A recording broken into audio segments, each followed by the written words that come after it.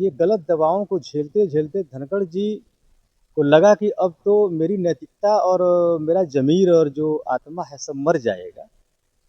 तब जा कर के उन अपने ज़मीर जो उनका जब जागा, फिर हम इस पद के गरिमा के खिलाफ काम कर रहे हैं, तब जा कर के उन्होंने दबाव में आकर के त्यागपत्र दिया है। जी, उपराष्ट्रपति पद के लिए धनखड़ जी इस्तीफ़ा के समय कोई आपसी बहुत बवाल नहीं था।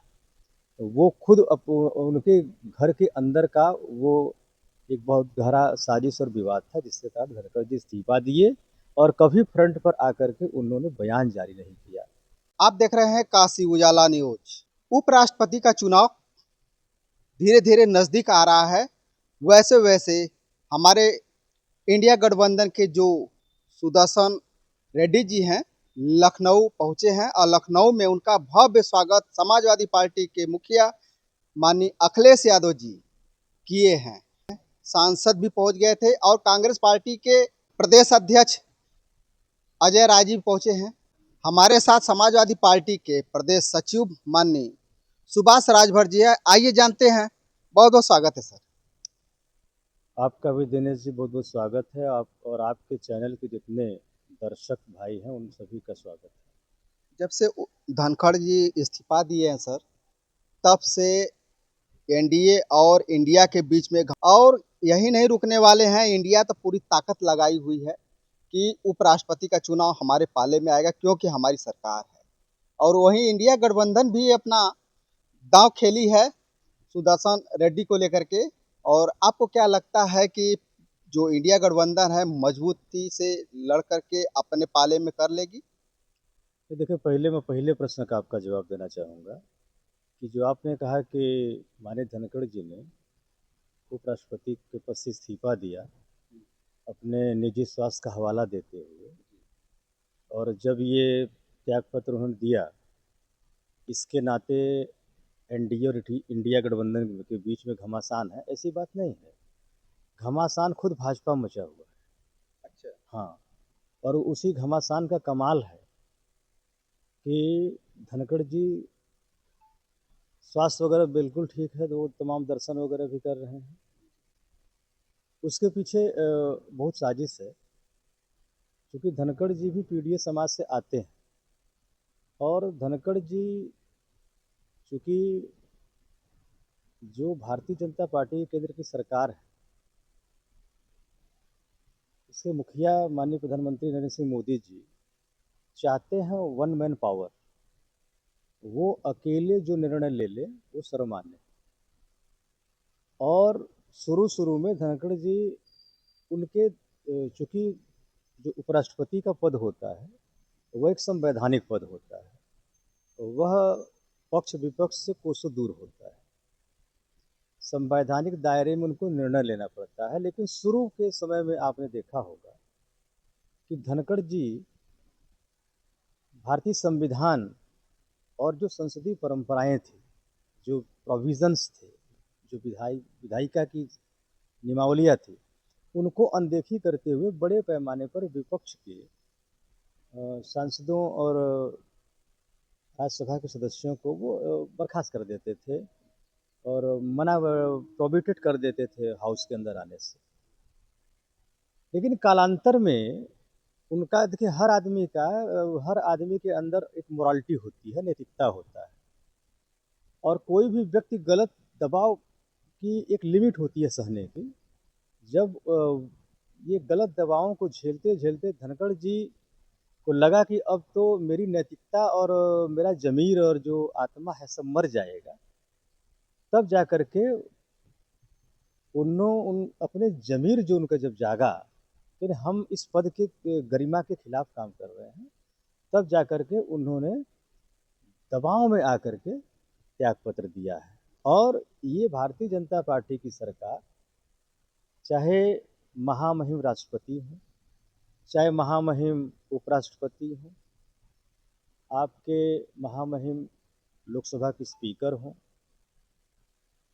चूँकि उपराष्ट्रपति तो सभापति होते हैं राज्यसभा के, इन सभी जितने भी संवैधानिक बॉडीज़ हैं, सभी को दबाव में रख करके ये भारतीय जनता पार्टी के दो मुख्य चेहरे, माननीय प्रधानमंत्री श्री नरेंद्र मोदी और दूसरा गृह मंत्री अमित शाह जी, ये लोग अपने भारतीय संविधान के नियमों से नहीं, ये अपने नियमों से, अपने भारतीय जनता पार्टी की जो इनकी आरएसएस विंग है, जो वो प्रपोज करती है, जो वो नियम बनाती है, उस नियमों के आधार से ये महामहिमों से काम लेना चाहते हैं, माननीय न्यायाधीशों से काम लेना चाहते हैं, और जो हमारी संवैधानिक इकाइयां हैं उनको अपने मन मुताबिक काम चाहते हैं। तो ये पहले सवाल का आपका ये मेरा जवाब है कि पक्ष और विपक्ष में कोई आपसी उपराष्ट्रपति पद के लिए धनखड़ जी इस्तीफा के समय कोई आपसी बहुत बवाल नहीं था। वो खुद उनके घर के अंदर का वो एक बहुत गहरा साजिश और विवाद था, जिसके कारण धनखड़ जी इस्तीफा दिए और कभी फ्रंट पर आकर के उन्होंने बयान जारी नहीं किया। बल्कि ये तक विपक्ष के हमारे माननीय सांसद गणों ने, हमारे महबूब नेता और सारे लोगों ने ये जानना चाहा कि आखिर हमारे उपराष्ट्रपति जी हैं कहाँ, उनका स्वास्थ्य कैसा है, ये भी पता चले। ऐसा कोई न्यूज़ बुलेटिन भी या किसी हॉस्पिटल से कोई न्यूज़ बुलेटिन नहीं जारी किया गया था कि वो कहीं भर्ती हैं, स्वस्थ हैं, स्वस्थता की स्थिति क्या है, ऐसा कुछ पता नहीं चला था। अब चूंकि रह गई दूसरे सवाल का जवाब कि जब उन्होंने ये संवैधानिक पद से इस्तीफा दे दिया धनखड़ जी ने, तो जो अब पद रिक्त है, तो पद जो है रिक्त नहीं रखी जा सकती बहुत दिनों तक।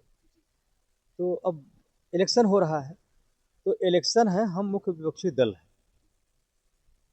भले उनके पास बहुमत है, इन किन प्रकार वो बहुमत जुटा लिए हैं, लेकिन हम मुख्य विपक्षी दल हैं, मुख्य विपक्षी गठबंधन है हमारा, इंडिया गठबंधन।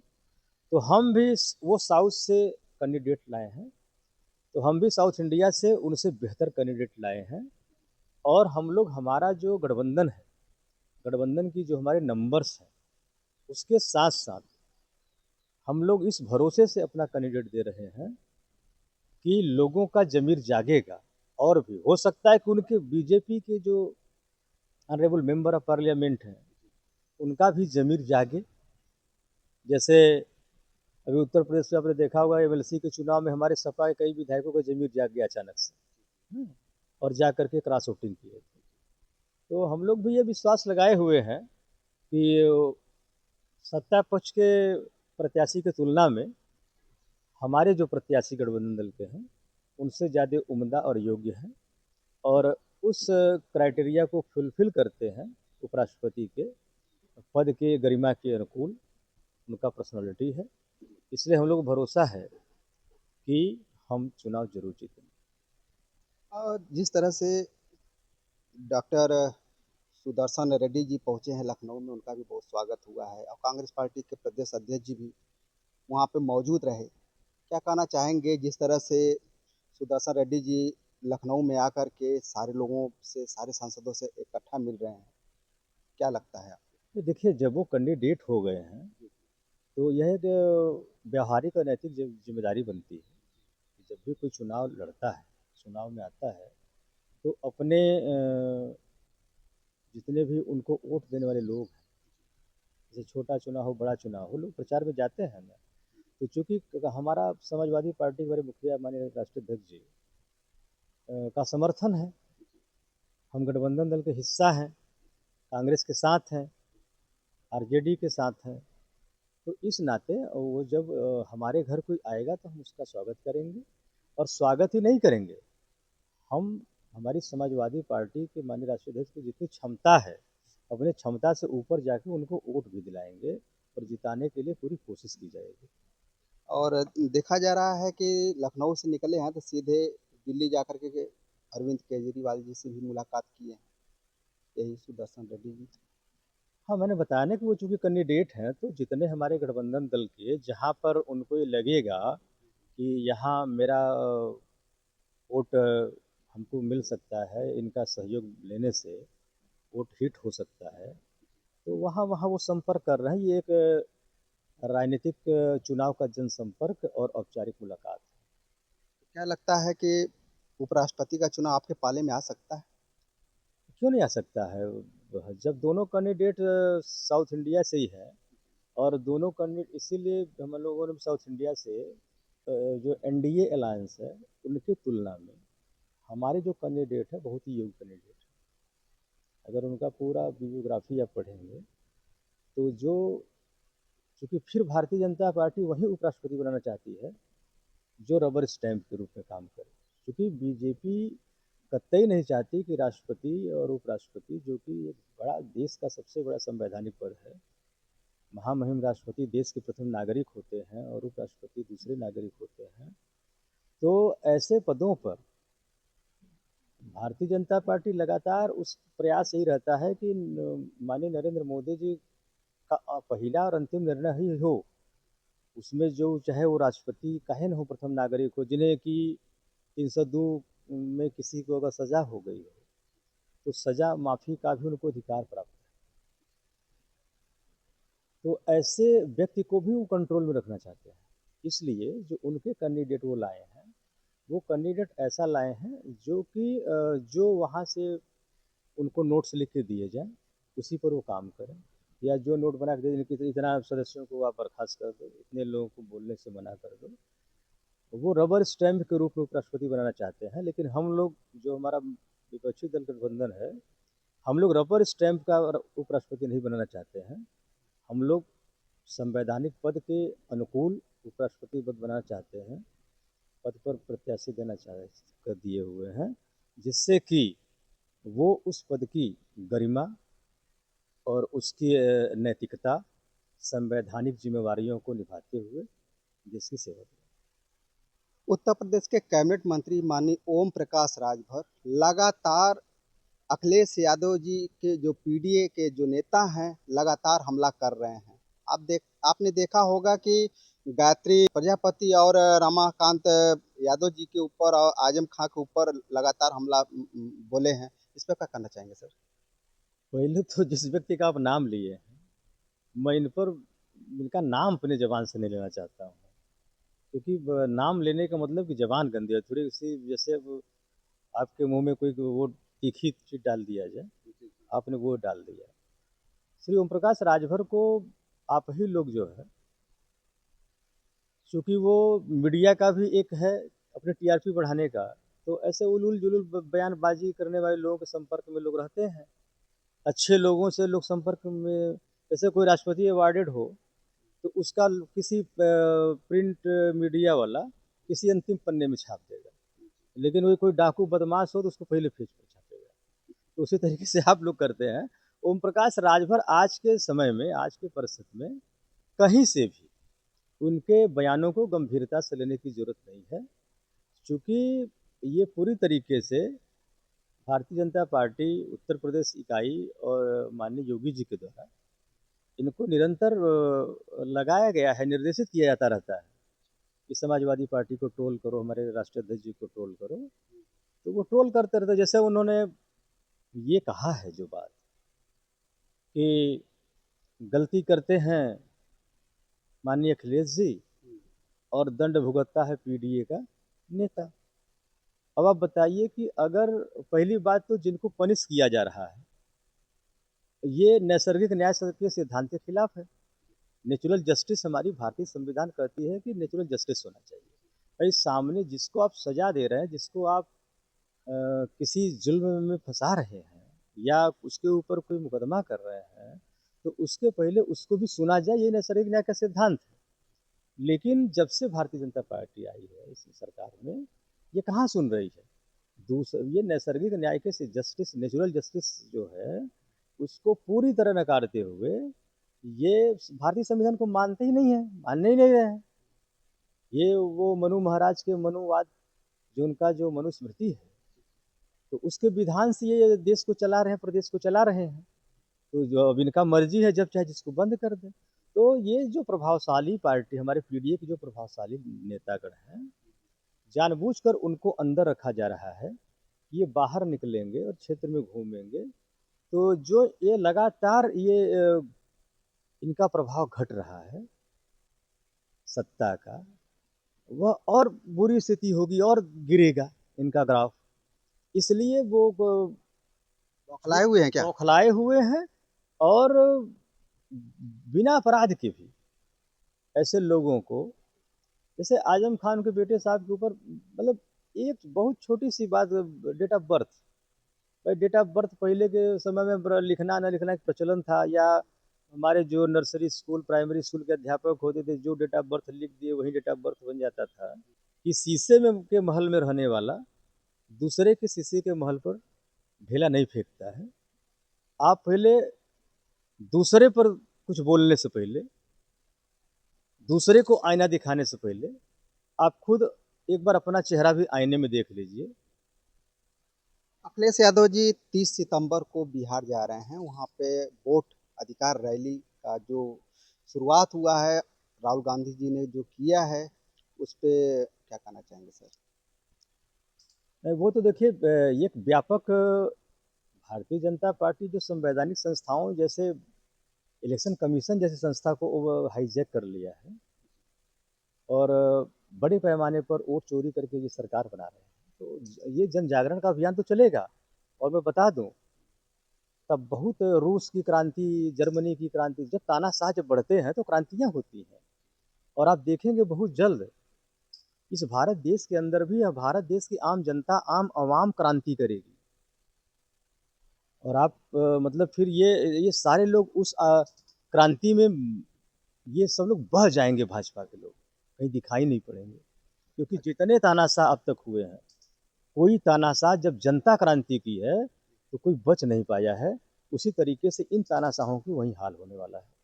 बिहार से खबरें आ रही हैं कि अगर गांधी का मैदान जो इतना बड़ा है, अगर वहाँ पे पूरा भर जाता है तो एनडीए जो सरकार चल रही है उसके खतरे घंटी होगी। हो सकता है कि ऐसा ना हो कि मोदी सरकार की जो सरकार है वो गिर नहीं, फिलहाल अभी सरकार गिरने की संभावना नहीं है, चूंकि नीतीश बाबू का आप नेचर समझ ही रहे हैं। जाए। लेकिन अभी फिलहाल ऐसा नहीं लग रहा है कि वो तत्काल पलटी मारने जा रहे हैं, वो पलटी उल्टी मारेंगे चुनाव के बाद। हाँ, क्योंकि जब चुनाव के बाद ये उनके पार्टी को भी कोलैप्स कर देगी भारतीय जनता पार्टी, ये जिसको लेता है कोलैप्स कर देता है। जैसे अभी अनुप्रिया पटेल जी हैं उनके गठबंधन में, आज अनुप्रिया पटेल की पार्टी को कोलैप्स कर दिया है, वो चाह के भी नहीं निकल पा रही है। और धीरे धीरे ओम प्रकाश राजभर भी कोलैप्स के कगार पर है, और इसीलिए ये भी कोलैप्स के एकदम कगार पर है। इसीलिए अभी तक एक चीज है कि श्रीमती इसीलिए इसीलिए बौखलाए हुए हैं क्या ये ओम प्रकाश बौखलाए राज? हुए हैं, और वो बयान दे रहे हैं बचने के लिए। वो इतने घिर चुके हैं कि जो बाबा जी कहते हैं कि यही बोलो, वो बोलते हैं। और मैं बताऊं कि जब वो कभी कभी उनका बड़ा लड़का श्री अरविंद राजभर और वो जब जाते हैं योगी जी से, मानी मुख्यमंत्री से मिलते हैं, तो एक कुर्सी पर सामने मानी मुख्यमंत्री जी होते हैं, सामने उनके वो और उनके बेटे होते हैं, तो डांटते बहुत हैं वो कि तुम आजकल ठंडे हो गए, बोल नहीं रहे हो, बोलो सपा पर बोलो। और तुमसे अच्छा कोई लंठ नहीं है जो उलूल जुलूल बोल सकता है, बोलो तुम उसमें, तुमसे भी नहीं तो कैबिनेट मंत्री का पद हम ले लेंगे, और ये जो सुरक्षा मुरक्षा तुम्हारे लड़के को तुमको दिए सब हटा लेंगे, इतनी सुरक्षा की जरूरत नहीं है, और नहीं तो चापे रहो, ट्रोल करते रहो सपा को। तो ये वहाँ से डांट उठ खा के जब निकलते हैं, तो फिर आप जैसे मीडिया वाले घेर लेते हैं, तो कहते हैं कि हम गए थे अपने समाज के आरक्षण को मांगने के लिए। कितनी बार आरक्षण मांग रहे हो यार, और आपको मिल नहीं रहा है। ईडब्ल्यूएस का आरक्षण, आर्थिक रूप से कमजोर वर्ग सवर्ण जातियों का आरक्षण, नरेंद्र मोदी रात को सोए थे, सुबह उठे, मुंह धोए, नाश्ता किए और 10% आरक्षण लागू कर दिए। कोई कमेटी गठित हुई थी, कोई डेटा कलेक्शन हुआ था, डायरेक्ट हो गया। तो जब स्टेट और सेंट्रल में जब भारतीय जनता पार्टी की सरकार है, और अमित शाह बहुत पहले बयान दिए थे कि चूंकि राज्य का प्रस्ताव जाता है तो राज्य में सरकार बनवा दीजिए, यहाँ से प्रस्ताव भेज के फिर आपको हम कर देंगे, अनुसूचित जनजाति में आरक्षण दे देंगे। तो अब तो डबल इंजन की सरकार चल रही है, और बार बार ओम प्रकाश राजभर जी जा रहे हैं। जब जब अगर इनकी बात ये सच है कि नहीं, जब ये बाहर निकलते कहते मैं मांग करके मुख्यमंत्री जी से आ रहा हूँ, और मैं दिल्ली भी गया था, जबकि दिल्ली जाते हैं उसके लिए समझौता के लिए कि थोड़ा सा मोदी जी योगी जी को समझा दीजिए, ज़्यादा हमको टाइट कर रहे हैं, ज़्यादा बिगड़ रहे हैं, इतना न बिगड़े, इसके लिए जाते हैं। तो ये नहीं तो आरक्षण लागू नहीं होता। आरक्षण जैसे ईडब्ल्यूएस जो कि संवैधानिक भी नहीं था, भारतीय संविधान में ईडब्ल्यूएस रिजर्वेशन का कोई पॉलिसी नहीं था। रीजन देने के देने के लिए ये सब दिखावा करते हैं कि हम लड़ रहे हैं, क्योंकि ये समाज हमारा जो ओबीसी समाज है, जो राजभर खास तौर से ये निषाद बिंद समाज जो है, ये बहुत ही बेचारे सीधे साधे लोग हैं और इनकी कुटिलता और चालाकी को समझ नहीं पा रहे हैं। इसलिए ये अब चूंकि सत्ता में है तो संसाधन भी उपलब्ध करा दे रहा है, जा रहा है, तो वहाँ वो जो बोल रहे हैं वो जैसे बंदर घुड़की होती है ना, तो उस टाइप का है, बाकी उसमें कोई परिणाम नहीं आने वाला है। धन्यवाद सर। अभी बातें हो रही थी समाजवादी पार्टी के प्रदेश सचिव माननीय सुभाष राजभर जी से, जो कि बड़े कद्दावर नेता माने जाते हैं अपने पार्टी में। इनके बातों से कितना आप सहमत हैं? ज़्यादा से ज़्यादा इस वीडियो को शेयर कीजिएगा, सब्सक्राइब कीजिएगा।